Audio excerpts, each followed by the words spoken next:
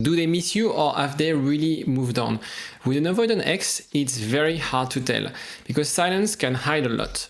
But research shows there are clear signs when an avoidant is still hooked, even if they don't say it out loud. My name is Alexis Friedlander. I'm a certified therapist. You can call me the avoidant therapist. And for years, I've studied how avoidant attachment shows up after a breakup. Stay with me and I will share with you 5 science-backed clues that reveal when an avoidant ex is still emotionally tied to you. If you're done guessing and ready for solid answers, join me after the jingle. If you're watching this and wondering if you have any chance of getting back with your ex, or even if it's the right thing to do, I've created a free assessment that gives you clarity. It's based on attachment science, and it will show you whether your ex is still emotionally engaged, if reconnection is possible, and how ready you are mentally and emotionally. What you have to do is just answer a few questions, and you'll get a personalized breakdown within 2 minutes. You can find the link of this assessment below in the description. One thing you need to understand with avoidant people is that we have, I say we because I used to be dismissive avoidant. We have this deep need to be attached to a primary attachment figure. What happens is that we have, I thought for many years, this gift, but sometimes, but it's kind of a curse, this ability to down-regulate feelings, to numb our emotions, to dismiss things. That's why it's referred dismissive avoidant. So the thing is, it's more about analyzing the subconscious tells than looking at big declarations. The point is to look at the clues from attachment research, not necessarily from flip-flap or things that you can read online or overanalyzing. The point is not to be in the mindset of wishful thinking. And I know if you're watching this video, you want to get back with your partner, you want to repair the relationship. And you're very hopeful that there's a chance. Maybe you're thinking, oh yes, there's 5% chance of us getting back together and I want to fight for it. And I'm a big believer that you should always give the relationship a second chance. However, it's also about being realistic and pragmatic about the potential of the relationship. And that's why I think if you're confused again, you can take the assessment that I described before. But let's move on to the first clue, the intermittent safe contact. It's things where they ask you or they send you a meme, you get a like from your stories, little message, indirect message through songs. What's going on there for them is that the brain reward circuit will enjoy this intermittent element. So basically the way we create addiction is by having an unpredictable outcome. So when you disappear from their life, when they crave the relationship, they would want a little bit of interaction. So the thing is, every time you have that sign of connection, it gives them this idea of, I'm missing the relationship, and I'm sort of idealizing part of the relationship, usually the positive element. So when you have those kind of clues and the idea of safe, so I call it safe contact because they don't take any risk. They don't invest a lot at this stage, and that's why we need to be critical, and I'll come to that in a second. But it's really this uncertainty that will drive them this dopamine intake that we all crave. So that's the clue number 1. Clue number 2 is social media, and I think there's a lot of content, and I'm sure you keep on assessing and analyzing the social media interaction. So usually what will happen with avoidant, they won't post, they won't complain about the breakup, but they would be monitoring things. So it's really helpful for them because it gives them a safe way to assess, to keep things online on their own terms. It's the safest way to be around you. When you're an avoidant and you look at your ex's post, it gives you that sense of connection without the pressure of commitment, without feeling that you depend on me or I depend on you. And it's interesting because almost 3/4 of avoidant ex report that they are still checking on their ex's profile. So even though you're not hearing from them, you're not seeing them, maybe you started a contact recently and you feel, okay, they've already moved on, there's a big chance that they are still analyzing and watching your profile. The clue number 3, I call that the data mining, is whenever you receive something about a recipe that you made, a coffee place that you've been to, a movie that you watched, And it's funny because it's the typical thing that you might see online on how to break the contact or how to communicate. The point here is, again, they are making a bid to interact with you, to connect with you. That's not about the breakup, that's not about the relationship. They just want to start light. And the idea here is to activate the hippocampus part of the brain where you feel close without the risk. Again, right now we're not talking about conversations, about the future. It's really easy for them to navigate those initial interactions. What happens, and it's very interesting, this study is very interesting. And also, by the way, all the studies that I use, I have a website where I have a Love Lab section where I include all the articles that I use for my videos. When you look at neuroimaging on brain, is about whenever you have, or you think or watch the studies about watching videos or pictures of someone you love or someone or your ex, that will actually activate oxytocin release and the reward system part of the brain. So by tapping into these conversations, social media, etc., they are feeling great as well. And that's also the first step that will indicate whether there's interest, because if there's interest, yes, the door is not closed, there's a potential for reconciliation. Now, let's discuss clue number 4. This is really about logistics, and that's very typical for avoidant.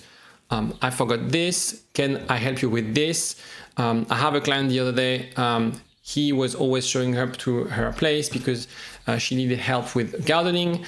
So they'll be very available to help, whereas in the relationship they were not ready. So that's always a sign of, okay, maybe they find a way to stay around that make them feel safe. So it's kind of the love language of service, of helping other. And I think avoidant, it's not that they usually have this love language, but it's easier for them because it doesn't imply deep conversation, emotional intimacy. It's not about big gestures as well. So avoidant, sometimes it's easy to give a gift, but in the context of breakup, you don't offer anything to your ex. So how they do it? They would probably, offer to help and use the logistic of, I forgot this jacket, or I need this thing that I forgot at your place, again, as a pretext to come back in your life, slowly testing the water on their terms. The clue number 5 is how they react to detachment. Whenever you take your time to reply to a text, whenever you ask to go to contact, that will trigger an element of loss. Avoidant after a breakup, right after a breakup, they experience a relief phase, even if you're the one breaking up with them. Because at the end of the day, avoidant, what they really favor is independence. I need my space and doing things on my own terms. So after a breakup, for the first 2 to 3 weeks, they have this phase of relief. But after a while, they realize the loss. And when you show up in a secure way, not playing the games of chasing them, establishing your boundaries, being strict and sort of assertive on what you want, or at least the dynamic of the relationship, that's the moment where avoidants realize the breakup is real. And that's why it's important for you to understand how avoidant attachment style function and the limitation of being anxious when you're trying to get back with someone avoidant. That's why when I help my clients, there's always an element of how can we build more secure attachment as we try to recover the relationship. So that's the clue number 5. Now, a very interesting insight, and I just want to challenge this for a second. Clue number 1 to 4, intermittent contact, social media, nostalgia, so data mining, logistics. Let me tell you for a secret, or tell me, let's be honest together. Let's have that pep talk for a second. Isn't it something you're already doing right now? Right? Checking their social media, trying to find ways to come to their place, to help, finding excuses to reach out because you just want to have a cup of coffee in a local coffee place, whatever. Isn't it already something you're doing? Playing this game, not being able to let go of the breakup, right? The problem is these are actually clues that there's still something, right? And if you're watching this video, obviously there's still something. The problem is, if you have an anxious attachment style, this is also what will keep you stuck. This is also what makes you anxious right now. Craving for information, for insight, for those clues, figuring out and making sense on things. It's always a question of balance. In other words, what you should not do if you have an anxious attachment style, you should stop stop data mining. Or actually, it should be written, what you should do, you should stop data mining. Because anytime you stalk their Instagram, you raise the level of cortisol after. So you get a dopamine spike, but then after, when you get back home, when you're on your own and you reflect on the status of the relationship, you get the spike of cortisol. Whenever you have those elements of breadcrumbings, don't play that game, right? The small replies, I'm gonna get back to you 72 hours after I send you a text. This will create anxiety. The point is like accepting this is not what I want. This is not the type of relationship that I want. Or if at the beginning it takes a bit of time, fair enough, but you need to assess whether there's an evolution. You should really skip the nostalgia text. When you're doing that, you feel like, there's no harm in that. But trust me, and I've helped now hundreds of people in that situation. There's an emotional cost to it. So be aware when you are trying to heal and at the same time can't help yourself but having those texts, trying to reinitiate a form of intimacy. This is very dangerous. And the logistic meetups, be honest with yourself. Do you need this? Do you need this bag? Do you need this jacket that you forgot? Do you need to help them to do whatever it needs? It's important to assess where you are right now. What I'm saying is it doesn't mean that you should not reach out or use any of those tactics to connect with them, but understand the impact. What I do sometimes with my clients is that we test something. I can't predict what will happen, right? I can just make somehow predictions and I'm sometimes wrong. But the point is, let's take one action, let's assess how we feel. And based on that, we change the next actions, the plan accordingly. So the point is to understand the consequences of your actions. So if, for example, you're in the contact and you're about to break the contact, understand that there's a cost, an emotional cost to pay, and that you need to be prepared. And that you're going to be potentially going through a very painful roller coaster for a bit. Just warning you, that's the point, especially if you have an anxious attachment style. And so what is very interesting, the safe zone, in contrast of the danger zone, that is described in the book attached by, I never know how to pronounce his name, Mikkel Linzer. So what we need to learn as avoidant partners is to be okay with commitment, to be okay with intimacy.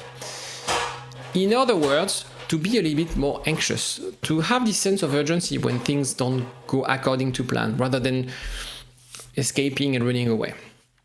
Now, if you're watching this and you have an anxious attachment style, you actually need to be a little bit more avoidant, to learn how to be okay with distance, to develop a form of autonomy, right? To be okay and finding the tools to self-regulate, self-soothe. That's very important. Avoidance, we're amazing at self-soothing. The way we do it is not the right way because we numb things, but we are amazing at self-soothing. So whenever there's a crisis, it's a crisis mode around me, it's very easy for me to manage that crisis mode.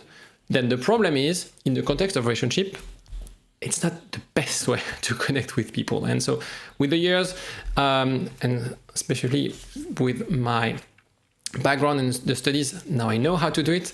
And that's what I'm implementing with my clients is how can we detach ourselves from wrong coping mechanism, from things that we've learned with our parents, with our first relationships. How can we deconstruct, remove and change those patterns? And if you're anxious, be a little bit more avoidant. So borrowing some of those skills from avoidant. And if you're avoidant, be a little bit more anxious. It's also something that I describe in my book around this idea of pragmatic empathy.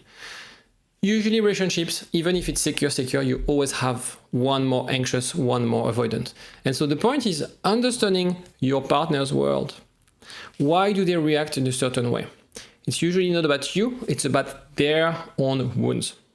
Once you understand that and you understand how you function, then you can communicate and be on the same page. So that's very important. I call that pragmatic empathy because it's about, I'm very curious about your world. I'm using this insight in a practical way. Not just because I want to be nice, but because it's going to help me build the right relationship, a successful and a resilient relationship. Now, remember, yes, they might be emotionally hooked. Yes, they might be thinking about you. Yes, they might still have feelings for you. But understand that chasing the proof will reinforce your anxiety. Chasing the proof won't actually repair the bond, won't repair the relationship. It will actually make you more anxious. So right now, the priority is to figure out what keeps you safe emotionally. What keeps you, can make you happy, what can make you feel at this moment. And obviously your ex is not the right person to achieve this.